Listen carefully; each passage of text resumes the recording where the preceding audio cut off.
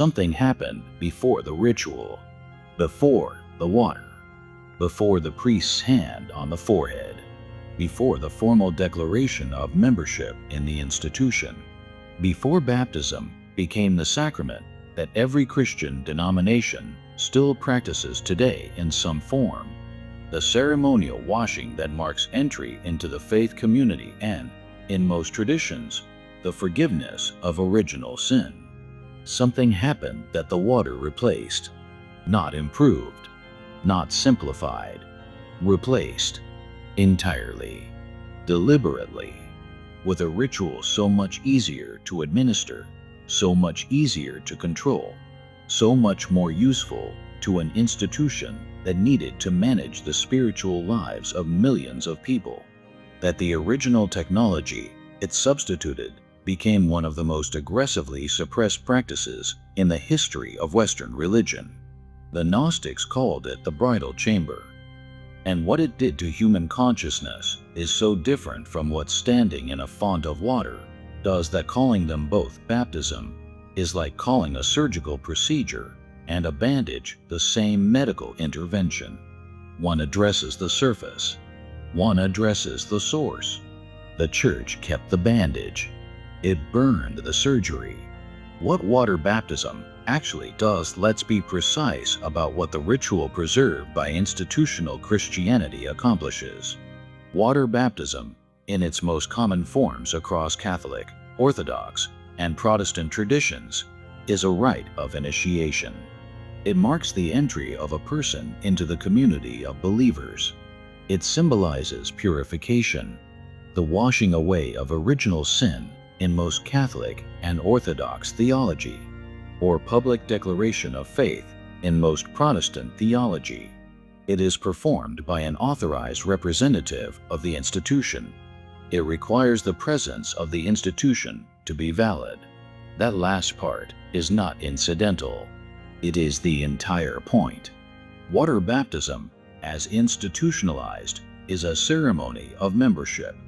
It places the Church between the individual and the divine at the most foundational moment of spiritual life, the moment of initiation. The priest baptizes. The individual receives. The institution authorizes the transaction. Without the institution, the ceremony cannot occur. Without the ceremony, the individual is spiritually unprotected. Without the priest, God cannot reach the congregation. This is the architecture of managed spiritual dependency, and it was constructed with extraordinary precision over the first 3 centuries of Christianity, precisely as the Gnostic alternatives were being hunted down and destroyed. What the Gnostics did instead, the Nag Hammadi texts describe multiple Gnostic sacraments. The Gospel of Philip, one of the most liturgically specific texts in the library, lists 5: baptism, chrism, Eucharist, redemption, and the bridal chamber. But it is explicit that not all sacraments are equal, and it is explicit about which one is supreme. The Lord did everything in a mystery: a baptism and a chrism and a Eucharist and a redemption and a bridal chamber. And then, critically, the bridal chamber is superior to all others. What was the bridal chamber? Not a physical room, not a marriage ceremony. The Gnostic bridal chamber was a specific consciousness technology, an initiatory practice designed to produce the direct inner union of the divine spark within the individual with the pleroma, the divine fullness from which it originated, the reunion of the fragment with the source, not symbolically, not through faith in a doctrinal promise, as direct, lived, embodied experience. The Gospel of Philip describes it using the language of light. If anyone becomes a son of the bridal chamber, he will receive the light. If anyone does not receive it while he is in these places, he will not be able to receive it in the other place. The light is not granted by a priest. It is not conferred by an institution. It is not available through proxy or by declaration of faith. It is received through direct inner transformation, a shift in the fundamental quality of consciousness that makes the divine spark recognizable from within rather than projected outward onto an external religious system. This is what the Church could not allow, because a practice that produces direct inner union with the divine makes every intermediary structurally obsolete. The technology of inner union, what did the bridal chamber practice actually involve? The Gnostic texts are deliberately incomplete in their descriptions by design, because these were mystery school teachings, transmitted directly from teacher to prepared student rather than written out in replicable instructions anyone could follow and support it. But from what survives in the Gospel of Philip, the Pistis Sophia, and related texts, the practice involved several distinct elements. First, the recognition of the divine spark within, not as a belief held intellectually, but as a direct perceptual event, the moment in which the practitioner stops identifying with the constructed self, the personality, the body, the social role, and recognizes the quality of awareness underneath those identifications as divine in nature, not symbolically divine. Actually, literally, the same substance as the pleroma. Second, the union of masculine and feminine principles within the individual. The Gnostic understanding of the divine as syzygy, complementary paired principles in creative relationship, meant that inner liberation required the reconciliation of the paired principles within the practitioner, not literal gender. The masculine principle of logos, ordering, naming, structuring, in conscious relationship with the feminine principle of Sophia, knowing, receiving, direct wisdom. The bridal chamber was the intermarriage of these two principles in a state of conscious recognition.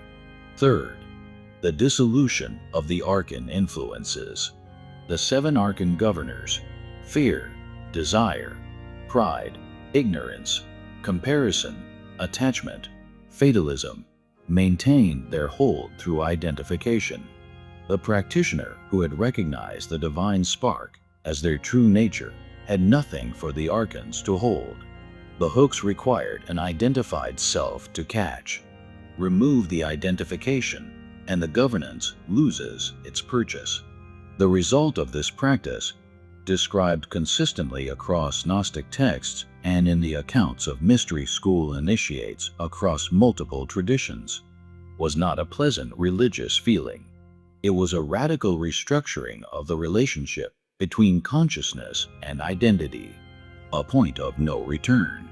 What the texts called pneumatic awakening, the full activation of the spirit nature within the human being. Water cannot produce this. Water can only symbolize it. Why it terrified the Church, the institutional Church, in its formative centuries, roughly 100 to 400 AD, faced a specific existential problem.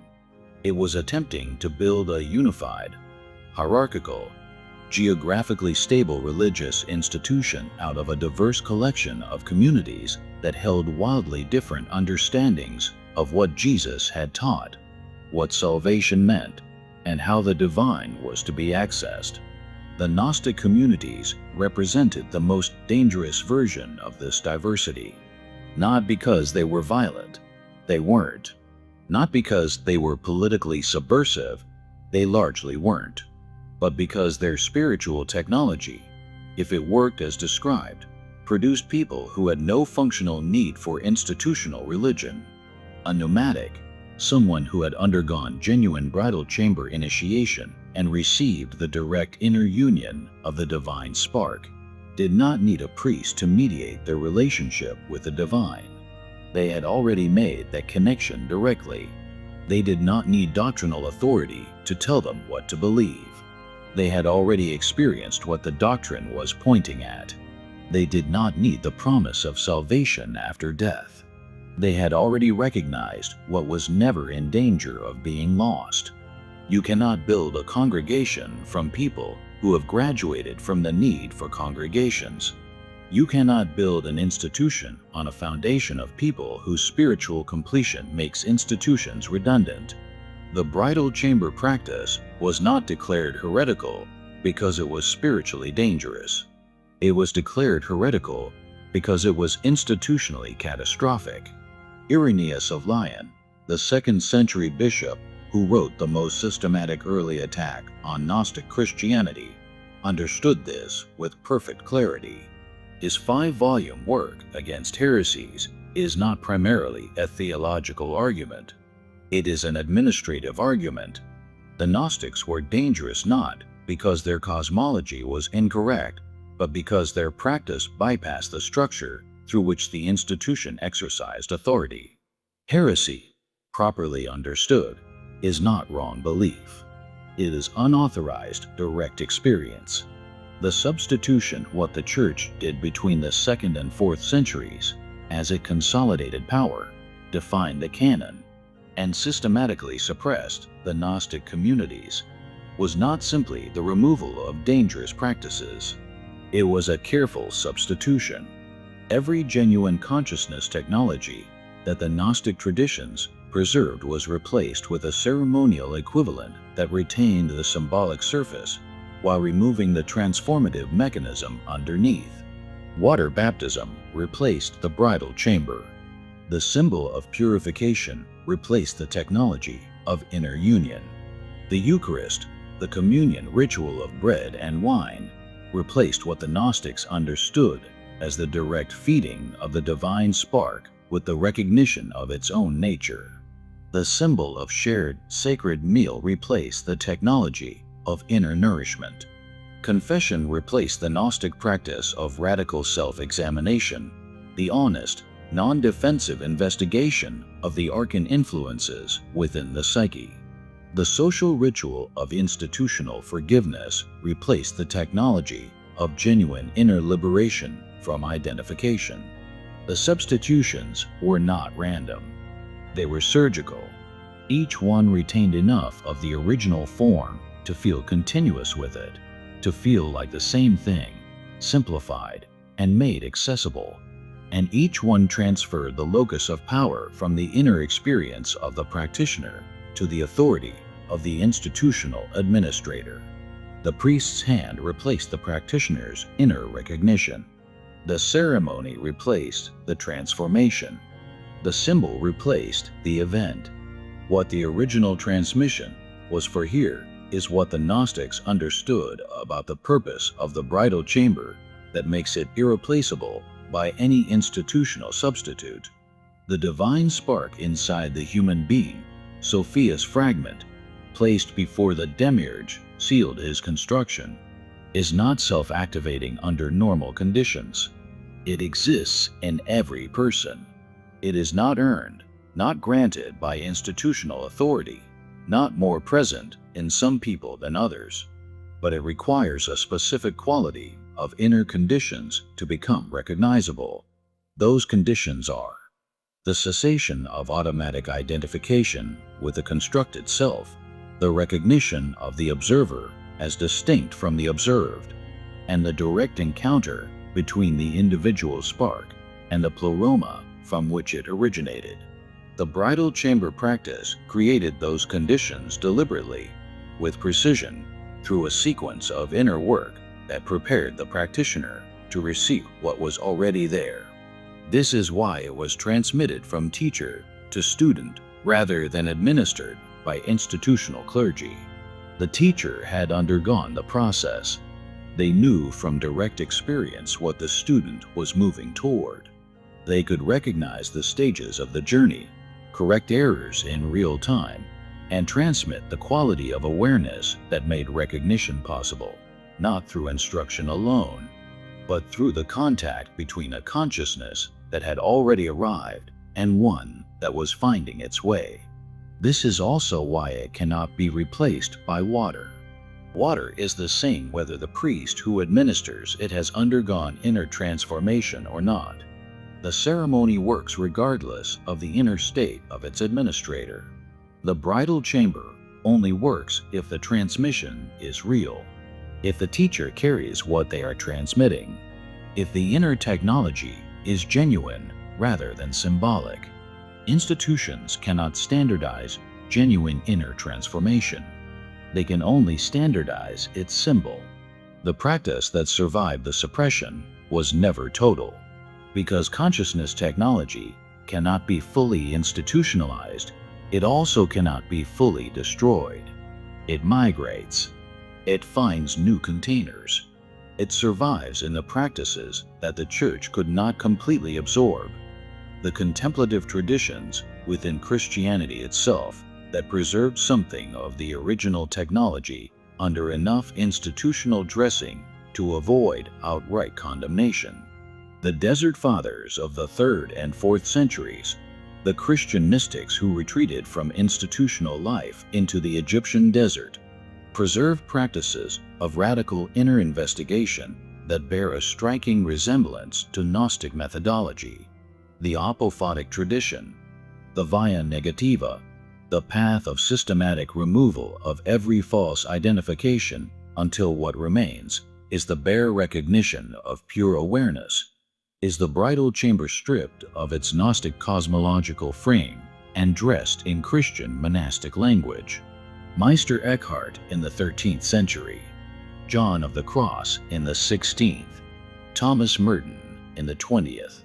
The mystics within the institutional tradition who described inner union with the divine in terms that their institutions consistently found uncomfortable, and who were consistently investigated, censured, or marginalized for doing so, because the bridal chamber terrified the Church in the 2nd century, and it terrifies every institutional system in every century for exactly the same reason.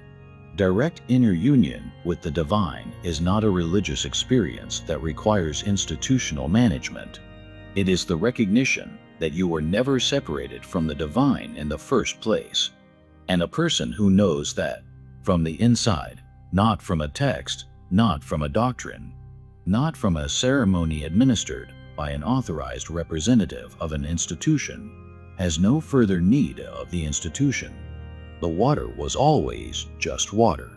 The real baptism was always the one that happened inside. See you in the next one.